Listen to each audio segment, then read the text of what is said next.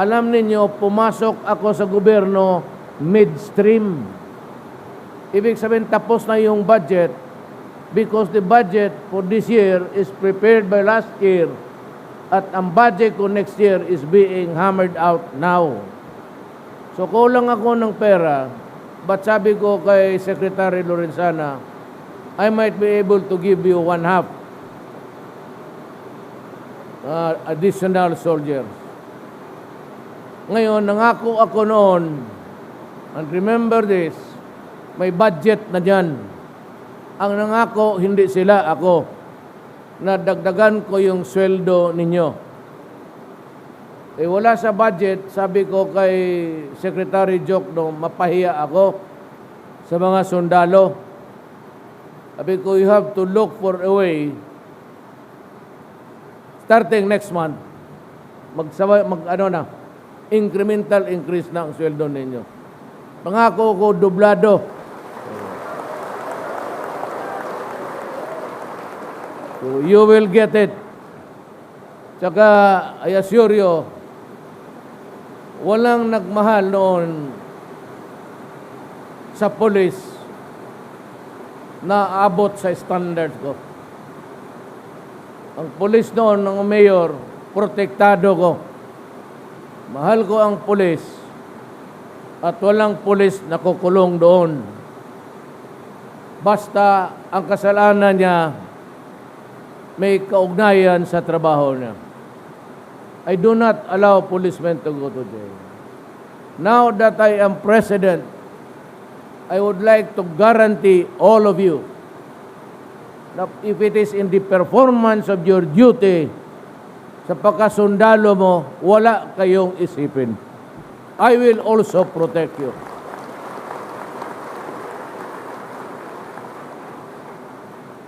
Huwag kayong mag-isip na baka masabi tayo. Pagka sa trabaho, hirit. Ang problema, kung maghirit ka sa mga babae, wala. Problema mo yan. Kasi problema ko nga eh. Nakikita mo doon sa outtaking, dalawang pamilya, the right and the left. Ayaw pa ninyo yan, first time in history. At least ako lang ang presidente naglatad ng dalawang asawa harap-harapan. Hindi nga kaya ng mga generals yan. That's life. Yan talaga ang buhay. May anak ako. Alang-alang na. Yung nanay, pwede mong baliwali. Pero ang anak, Adre, iba yan. Dugo yan eh. So you have your salaries. We are doing well. Galing akong Basilan. I would not want to make it clear in public. Pero naghahingi pa si maraming sige, bili tayo ng marami para maganda ang score natin doon eh. Alam niyo yan. So, magbili pa tayo ng maraming ganon para hindi na kayo kailangan, malayuan na lang. By the way, when I became president in the past days, binigyan ako ng Macmillan. Yung barrel siguro ganong kataas.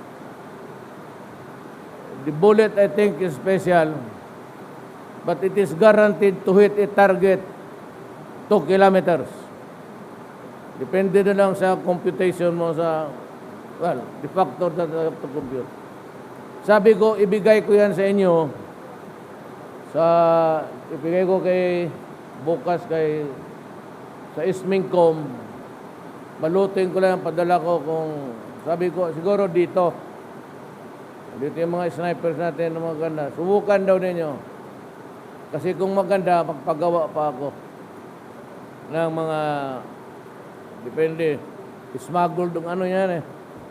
But the Macmillan barrel is really famous for accuracy. And you will have it.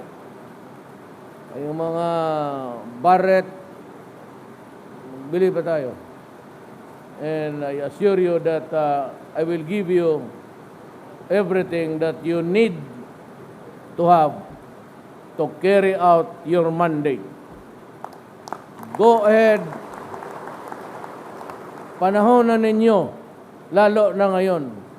Sinasabi ko nga sa Pilipino, kayong gustong tumulong ng bayan ninyo, gawain na ninyo ngayon na ako. Do it now. Kasi talaga itong usapan na ito, we cannot talk about a wrong done or intend to do something bad. Pagkaharap mo ako, at pinag-usapan natin sa gobyerno, trabaho natin, it can only be the right words and the right sentences. Kaya kung gusto nyo tumulong, ngayon na. And that goes for everybody. So, wala kayong problema. I said, I will protect you. Kaya nga lang ako na is because we have to, alam mo kasi, kung hindi lang ito kadugo natin itong mga, I can say, sige, hanggang kailan tayo gusto mo Pilipino kasi ito eh. So I said, my duty is to find peace for everybody, for my countrymen. Countrymen natin yan sila, kaya lang nawala sa landas. But there is always a time to talk about war and talk about peace. This has dragged on for so long. Kung ginusto rin nila, sa kanila yan. Because ceasefire is ceasefire. Nag-usap kami ng liderato nila kagabi in front of the general sa Congress. Doon ako sa holding room, nandoon rin sila, naglalataran na yan sila eh. O sabi ko tawagin mo, mag-usap tayo. So in front of the generals ninyo, usap kami. Sabi ko, ito yung baraha ko. Tapos ito, ganon, paalis siya, ganon, no, wala yan. Hindi, nagkaintindihan kami. Tawagan ninyo season, I am waiting for his reply. Ngayon, wait and see lang tayo. Marami pa naman tayong problema. Mindanao is racked with trouble. Kung wala na tayong kalaban dito, punta tayo doon sa Mindanao lahat. May mga sinabi ako na hindi maganda sabihin sa publiko. Tanong na lang kayo sa mga opisyal ninyo. Pero we will be ready. We will be ready for an instant failure. Kung hindi nagkatuluyan, di si bakbakan, walang magawa. Ngayon, pag nag-surrender na sila doon sa Mindanao, sa Ulo, di maghanap tayo ng away. Gusto ninyo, punta ko kayo bigyan ko kayo ng passport, mag-istambal lahat sa Panatag. Bukas magtawag na naman yun. Alam mo, high-tech yan sila, they're listening to us. Kasi yung anak kong babae, yung mayor, galit na galit rin. Gusto niyang pumunta ng Panatag. Umawag yung niya, Mayor, kausapin mo yung anak mo, huwag niyang gawin niya kasi tawag ito si Bong, kinausap rin. Nang umari, pigilan lang yung anak ko. Sabi ko, ambasador, galit na galit yung galit na galit yung anak ko. Bakit? Nag-agaw raw kayo ng teritoryo ng Pilipinas.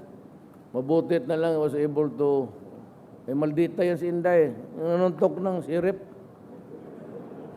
Pagka gano'n yan katotohanan talaga. Yung problema, yung kapatid niyan, dalawang mga lalaki, mga uto-uto yun sa kanya. Pag sinabi ng babae, go yan silang tatlo. I had to persuade her, sabi ko, we are in a very delicate situation now. And we are talking. So tayo, whatever there is any issue, public, lang tayo, restraint. Hindi muna tayo maghanap ng away. At least hindi manggaling sa atin. But we should be prepared. We should be prepared for any event. Just like any other country in this world. We have to have a strong armed forces.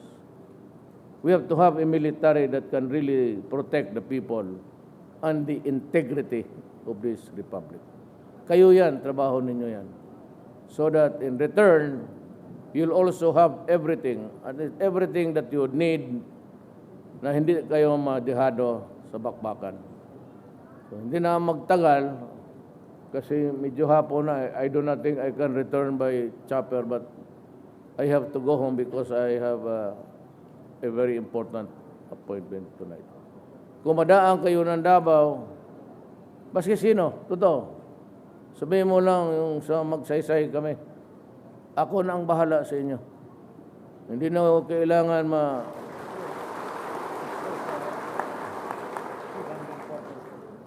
simple mo lang ang buhay ng sundalo. Maghanap talaga ng inom yan. Pati may maghanap ng babae na makausap. Ito naman. When you are in a strange place, you would always want to, marami doon sa Mindanao yan, gano'n. Marami magaganda sa Mindanao. Kasi kaso lang kayo, pag isang assignment, isang hirit na naman, huwag ka magkalat ng gano'n kasi dishonorable. Well, anyway, I said, ito ang tanda no. I cannot make you happy.